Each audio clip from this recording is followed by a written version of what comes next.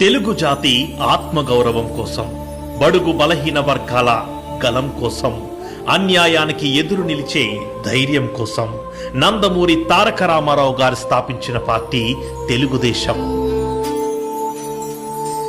దేశంలో ఎన్నో పార్టీలు వచ్చాయి, కొన్ని కాలానికి కనుమరుగయ్యాయి. కానీ టీడీపీది 44 ఏళ్ల ప్రయాణం. ఎన్ని తుఫాన్లొచ్చినా, ఎన్ని పరీక్షలు ఎదురైనా అడుగులు ఆగలేదు. ఎందుకంటే ఈ పార్టీకి బలం నాయకులు కాదు, కార్యకర్తలు. పార్టీ కష్టకాలంలో కన్నీళ్లను అదిమి పెట్టుకుని నవ్వుతూ ముందుకు నడిచారు. సైకో పార్టీలు అధికారంలో ఉన్నప్పుడు ఆస్తుల్ని కోల్పోయారు, ఆప్తుల్ని దూరం చేసుకున్నారు.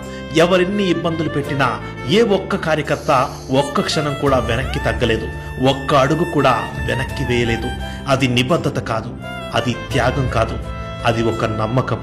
ఆ నమ్మకమే ఈరోజు పసుపు జెండాను సగర్వంగా ఎగురేస్తోంది.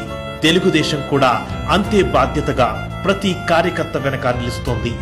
5 లక్షల రూపాయల బీమాతో రక్షణగా మారింది. చదువులు, వివాహాలు, జీవనోపాధి, ఇలా ప్రతి అవసరంలో, ప్రతి కష్టంలో ఒక కుటుంబంలా నిలిచింది. అనారోగ్యం వస్తే ఆసరాగా నిలిచింది ఈ పార్టీ. ఇది సహాయం కాదు, ఇది ఓ బంధం. రక్త సంబంధం లేకపోయినా మనసుతో కట్టుకున్న బంధం. కార్యకర్తలు ఉన్నంత వరకు ఈ జెండా ఎగురుతూనే ఉంటుంది, ఈ ప్రయాణం కొనసాగుతూనే ఉంటుంది.